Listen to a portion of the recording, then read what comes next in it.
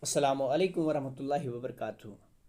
Dear students, I welcome you all to the fourth part of the chapter Era of Gandhi and National Movement. In the previous part, we discussed about the non-cooperation movement, and the non-cooperation movement was withdrawn because of the some-violent incidents. Now, after the non-cooperation movement, we are going to discuss about the Swaraj Party. The withdrawal of non-cooperation movement disheartened many congressmen.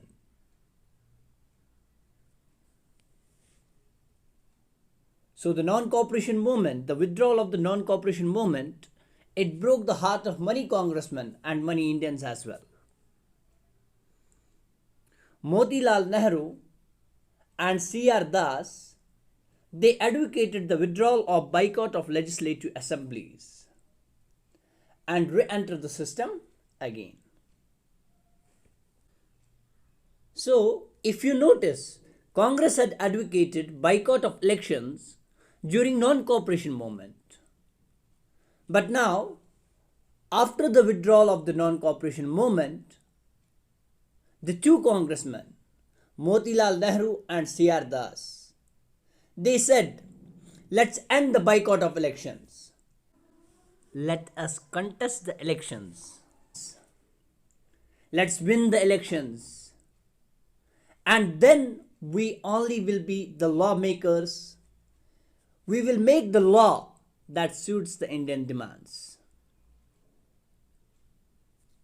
So they proposed to enter the legislative assemblies and create impediments in the session.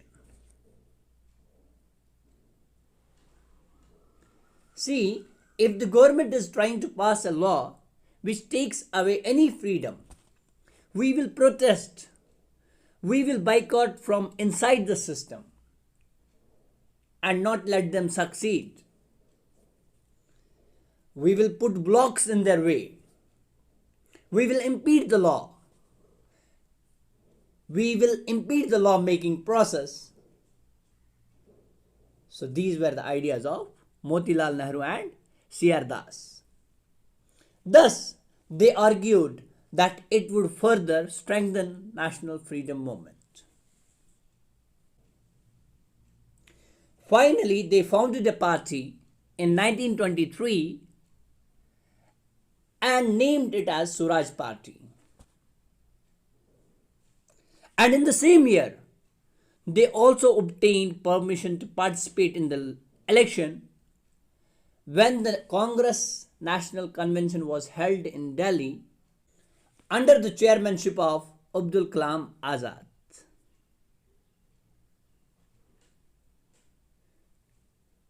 During the elections that were held in November 1923, Swaraj Party won 42 seats out of 101 seats available.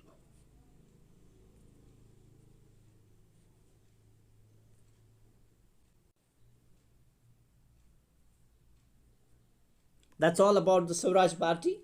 Now let's try to understand. There was one more movement which was started by Gandhiji, the civil disobedience movement. So what were the reasons for the beginning of the civil disobedience movement?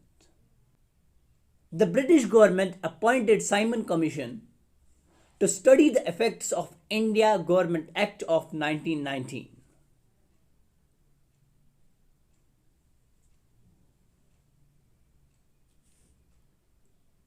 Simon Commission arrived in India on February 3rd, 1928. But there were wide protests all over India, and people were protesting with the slogan, Simon, go back.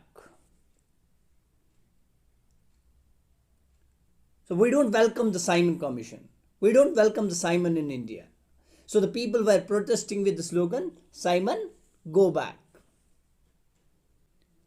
Bandhs and hartals were organized in different places like Bombay, Lahore and Madras.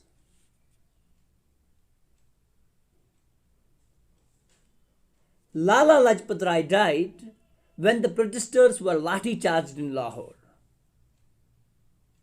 So Lala Lajpat Rai, he was also protesting along with the other protesters, and the Britishers, they lathi charged them. As a result, Lala Lajpat Rai died. And this intensified the national struggle further.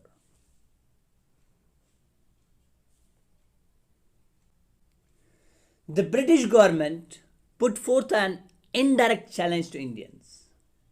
What was the challenge? They said, okay, you don't want Simon Commission. You all want to come up with your own ideas. Great. We don't have any problem.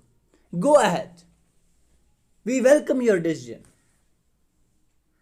So they put an open challenge to Indians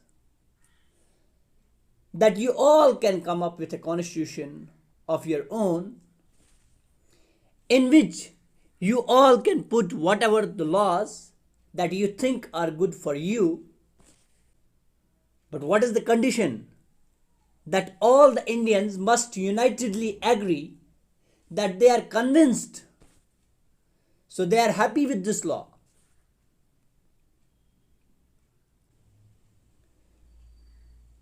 They ask Indians to draft a constitution that can be accepted to all political parties and communities of India.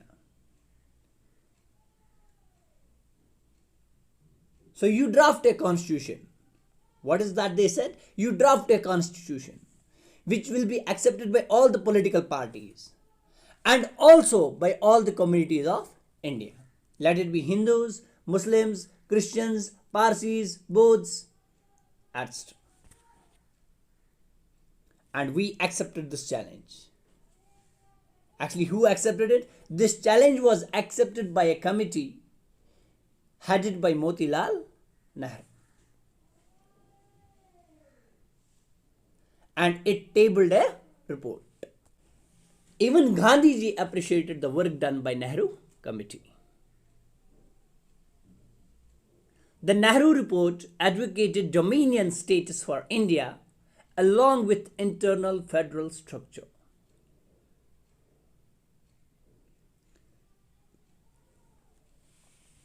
What is dominion status? Students, dominions were colonies under the British Empire where they have given them some rights. Like, for example, the self-government is allowed in the dominion status, the self-government is allowed, but three things are not in control of the government. What are those three things? The defense, communication, foreign relations. So other than these three things, they have self-government on all the topics. So this is the meaning of dominion status.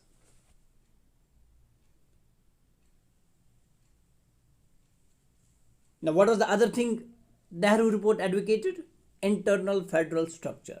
Now, what is internal federal structure?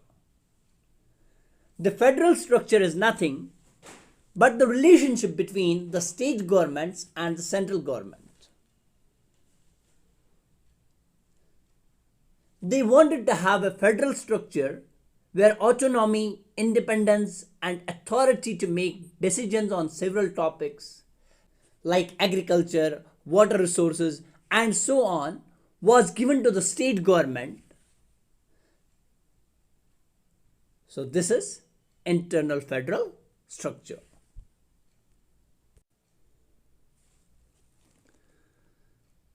The Nehru Committee also recommended the abolition of separate constituencies reserved for minorities. So they said there should be no separate constituencies which are reserved for the minorities like Muslims, Buddhists, or Parsis. And also they demanded the creation of the language-based regions out of the British India. Means, what is language-based regions? Like all the people who speak Kannada, they should be in one state. Or the people who speak Telugu, they should be in another state. Today we have that. Today we have the states based on these language. But Nehru Committee, they demanded this thing at that time. What were the other things in the report? Ensuring human rights to Indians. The human rights should be given to the Indians. Like if we speak about the Jallianwala Bagh incident, that was the violation of the human rights. So this report also tabled that human rights should be given to the Indians. And the implementation of democratic tradition. And there were many other recommendations which were given in the report.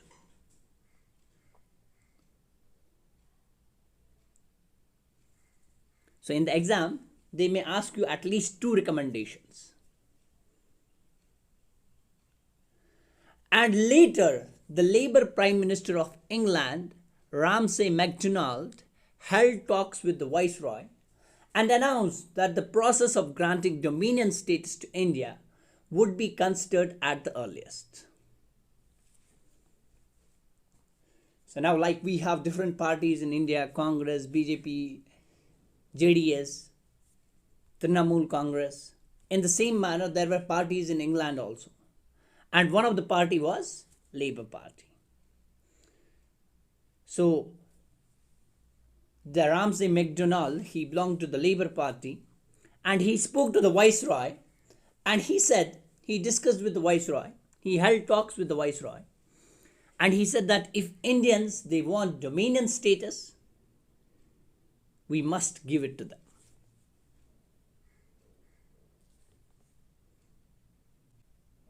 After this, another interesting development took place. In Lahore, Congress convention under the chairmanship of Jawaharlal Nehru adopted a resolution demanding total independence. Purna Swaraj. Now this was very interesting. Now here we Indians, we decided that we don't want the dominion status.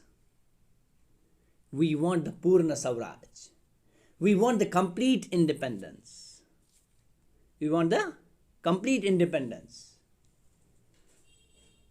We want you Britishers to leave India.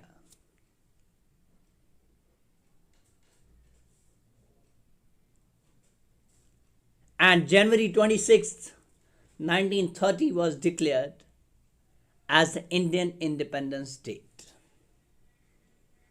So this date is very important. You see, what is that we celebrate on January 26th? The Republic Day. This is because of this reason that the January 26th, 1930, it was already declared as the Indian Independence Date.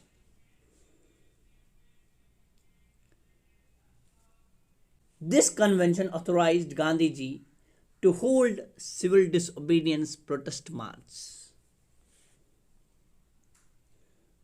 So now Gandhiji was asked to start the civil disobedience movement all over the India.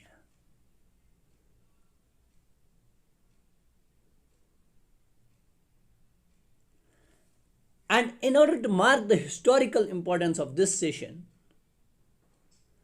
the Constitution of India was adopted on January 26, 1950. So this is the reason that why the Constitution of India was adopted on January 26, 1950, because it was earlier on the same date, that's on January 26, 1930, that we declared it as the Indian Independence Date. That's all about the reasons for the beginning of civil disobedience movement. In the next part, we will be discussing about Dandi March.